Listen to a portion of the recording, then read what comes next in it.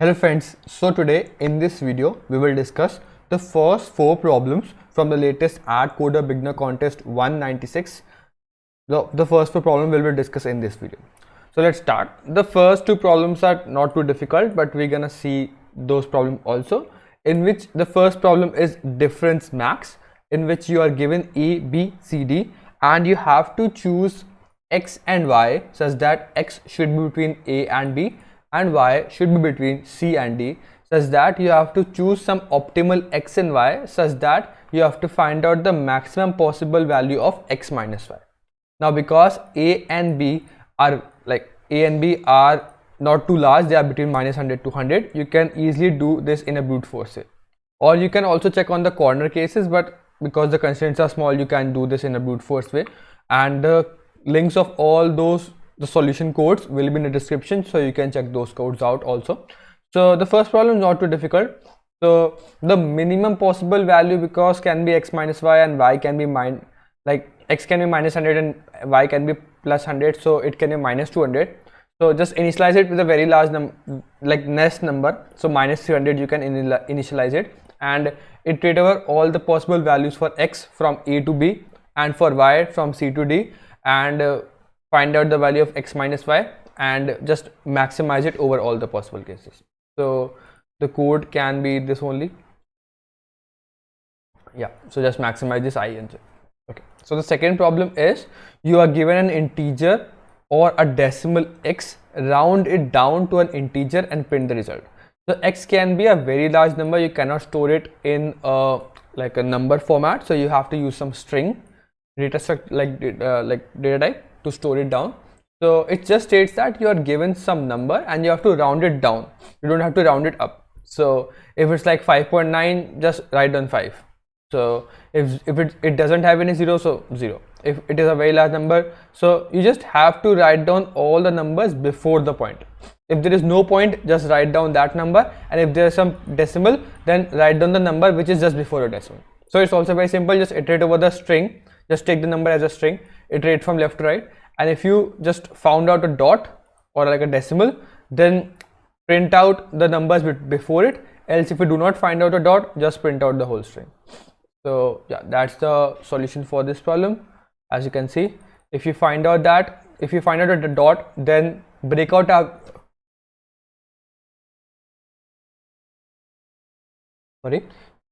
if you find out a decimal, just break out at that point, because the numbers before the decimal is the perfect answer. But if you do not find out a decimal, just keep on appending all the characters or the numbers itself in the answer and just return out the answer. Okay, so that's the second problem.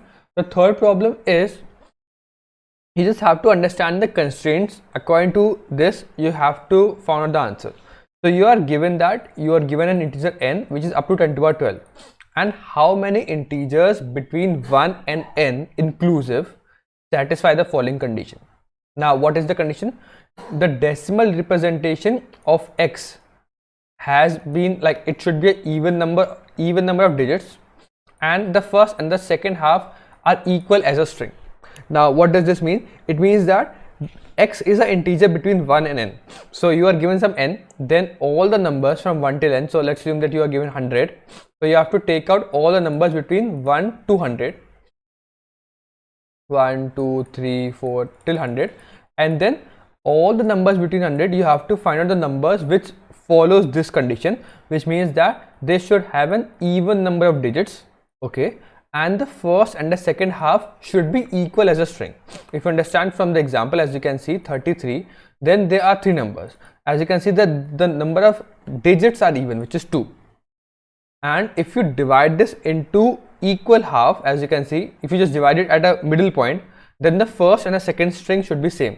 Like as you can see, the first and second half is 1, so 2 and 3 3, which means that if you have some number like 1, like 2 3 7 2 3 7, so it's an even number now. So if you divide it in the middle, the first and the second half should be same. So as you can see from this number, this numbers is a smaller number from this, because you have to find out the numbers, all the numbers between 1 and this number. So they are just giving an example. This is a number which is smaller than this number, and as you can see, both of the halves are 13 and 13. So now you have to just find out those numbers. Now at first you cannot just iterate over all the numbers, but what you can observe in this problem is the first and the second half is same. So what you can do in this case is, like if the first and the second half is same, the first, so the number can be 10 to the 12 now. So now if you just iterate over the first half, then you can easily just copy out the second half. What I mean by this is, like if you have the first half 1, so obviously the second half will be 1, so the number will be 11. So it means that 10 to the power 6 numbers you can generate. What I mean by this is, if you iterate from 1 till 10 to the power 6 in a brute force way, you can easily do this in the given time constraints. Now if you iterate from all the numbers from 1 to 10 to the power 6, then that will be the first half. Then you can just copy out this number again and find out the whole number which are actually satisfying this condition, and you just have to check that whether this particular number is smaller than n and between 1 and n. If this number is between 1 and n, then obviously it is satisfying my condition. What I mean by this is, let's assume that you iterate over all the numbers starting from 1 to 10 to the power 6. So if you get a number which is 10 to the power 6, it is twice repeated. So 1 6 zeros, like 1 2 3 4 5 6, and then again 1, like this number. So it is actually the largest number you can get. Like it has 12 digits, and it is also, it's actually exceeding 12 digits. So like we just want a number which is less than 10 to the power 12.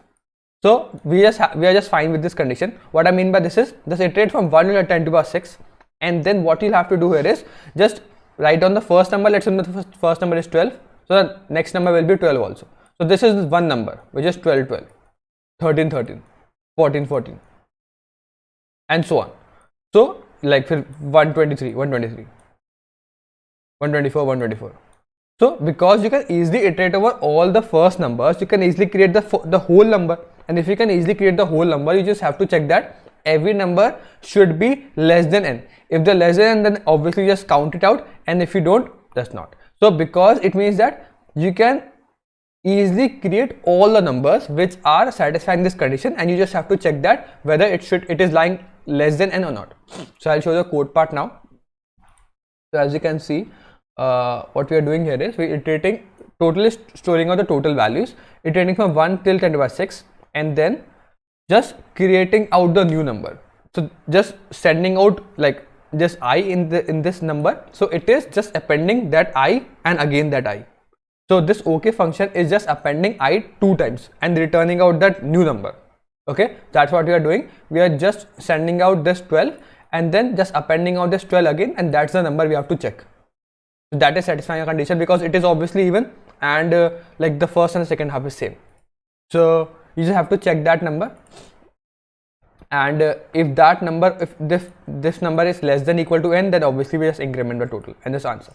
Now how you can find out that, just append this out. There can be a lot of ways to do that, but what we do, like what I did here was, if it is 123, what you can do here is find out the number of digits in this number, which is 3. So just multiply this number with 3 digits and add 123 to it. So it will be like 123 because it's like adding 3 zeros, and then when you just add this number out again, it will be appended at the back. Or you can easily just append one by one also. It's up to you all. Like you don't. So you just have to find out the number of digits in this. How you can find out? Just iterate. Keep on dividing this number by 10 and until it becomes 0. You just have to find out the number of digits in this number. So I can show you the code part of finding out that out also. So just take that number in the inclusion. Then this is just the copy of this number I. Then for finding out the length, it just do a while loop over this x, such that if x is not equal to 0, increment the total because there is some number and divide this by 10. So it's just a simple just while loop for finding out the number of digits in this particular I, and then what you'll do, you just multiply 10 to the power of number of digits into that number. So I into 10 to the power of the number of digits, and then just incremented the original number into this answer, and that's the answer. So it's just like appending 1 to 2023 to the again 123. So yeah, and just checking out that whether this number is less than n or not. So the last problem of this video is Hanjo, in which this problem seems difficult, but because due to the constraints it becomes easy. It states that you are given two types of blocks. The first type of block is like this, like 1/2 block, like 1/2 block. You can you can put it like this also in a board. So you are given some board of like H and W, which is like divided in this format. It's like a mat. Okay, and then you are given some pieces which can be either of a single square. You can put it like a single square like this, or you can put it like it's like a 2 square appended. So it's like you can put it like this, or you can put it like this. And you just have to find out the total number of possible combinations, or like total number of board positions you can form using this, like these types of like A and B, like A and B are different type of like you can like blocks which is given to you. This is A type of block, this is B type of block, or like this is A, sorry, this is A and this is B.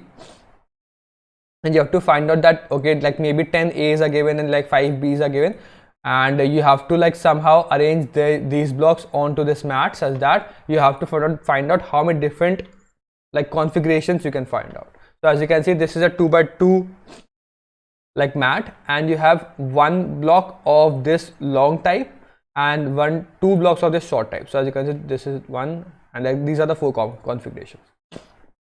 Now the question also states that you don't have to count out the mats which are a rotation or reflection or both. So as you can see, maybe like as you can see, this is one answer, so you can also say that this can be an answer also, like in which you just put out one block here, and then this is long block. So this is not the answer, as you can see. Also, this is also an answer, this is also, and this is also an answer. So it means that like you can count out that, but they should not be a rotation or like reflection of each other.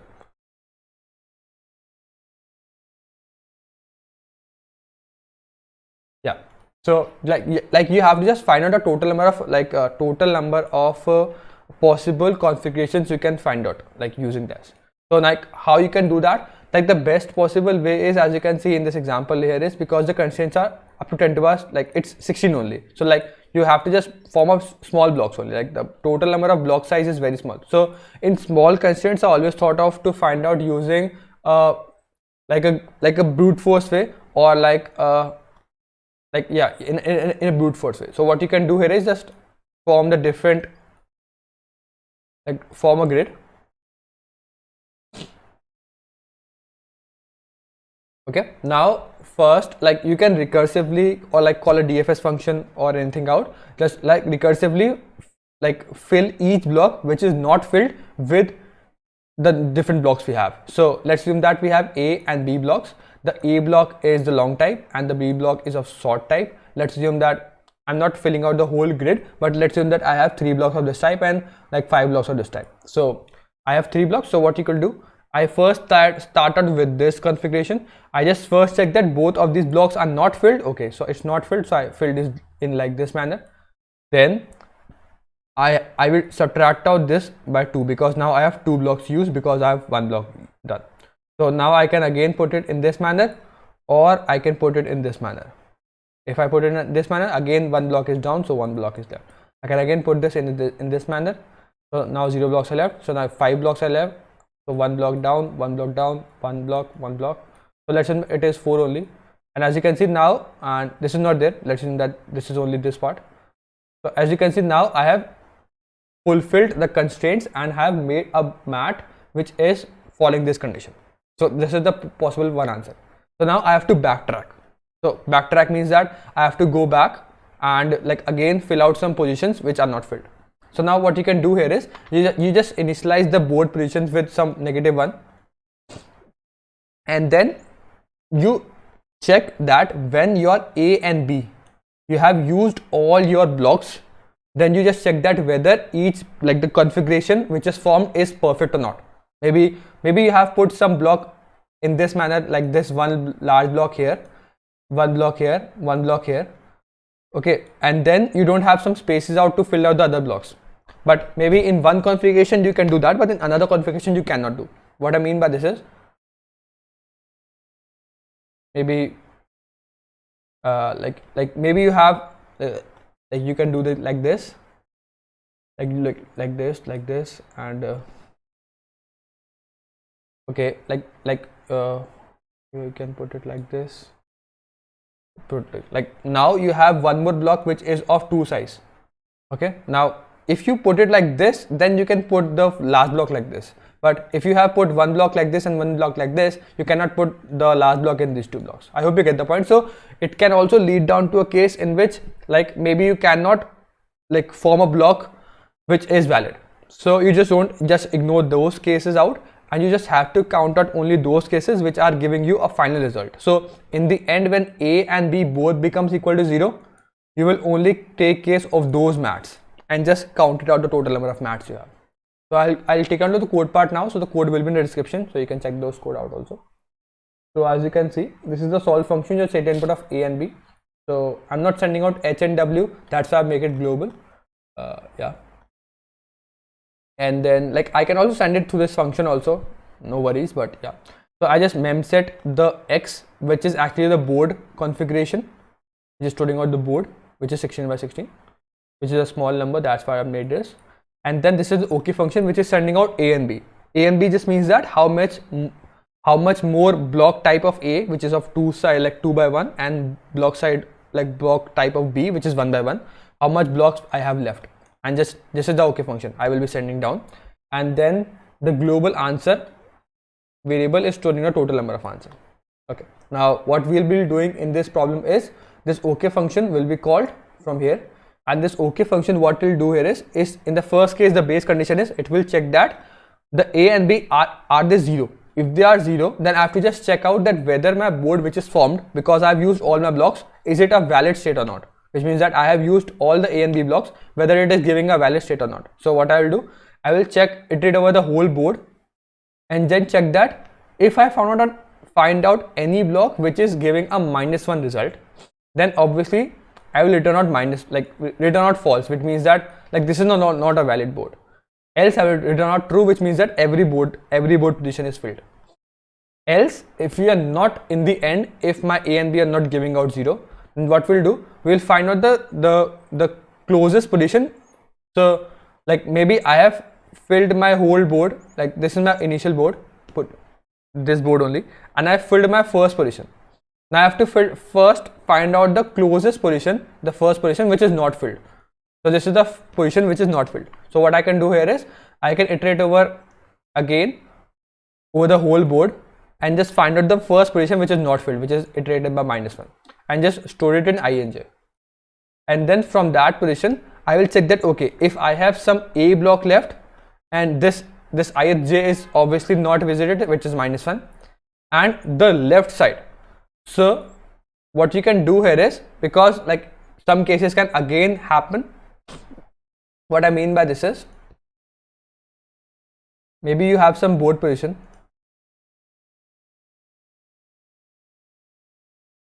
you don't have to go left and right again and again, because you can put this block in this manner or in this manner. Okay, so what you can do here is, for every ij, like whatever the first ij you find out which is not visited, you have 2 options. You can either place it like this or place it like this. Okay, so that's what we have done. But to place it like this, we have to check that both of these blocks should be empty, or both of these blocks should be empty, and I should have the A block left. So if A block is left and the current ij is empty and j+1, which means that this block is also empty, it should be inbound and it should be empty, then what we'll do, we'll make both of them equal to 1, which means that now I have filled this with this laid like block of type A, and then I will again recursively call this OK function with A -1, because I have used one block. but now I have to backtrack out. So what we'll do, I will remove out this I and j and give it the original position, which is like -1 -1. It's like a basic backtracking concept. We just modified our case and again recursively call our function and then come to the back state. Okay, that's what we obviously do in backtracking problems. So it is one state. I can go put this block like this and go to the next state, or I can make my block like this, go to the next state, and then I have to retrace back to this state also. So I'm just doing this because there are three cases. First is I can make the block in the horizontal direction or in the vertical direction. We just have to check that it should be inbound. This is the vertical direction. Or I can put a block of type B, which is like the single block. So you don't have to check out the other blocks. If the current block is obviously -1 and we have some block of type B equal to 0, like some block of B type, we can again, what we'll do, we'll mark this block as 1, again recursively call this function again, but with B -1 because I've used the type B block, and then come back to this original state again. So make this state again to -1 and just return out this out of this case. So I hope you understand the logic and the code for all the problems. The code of all these problems will be in the description, so you can also check those codes out. So I'll see you in the next one. Till then, keep coding.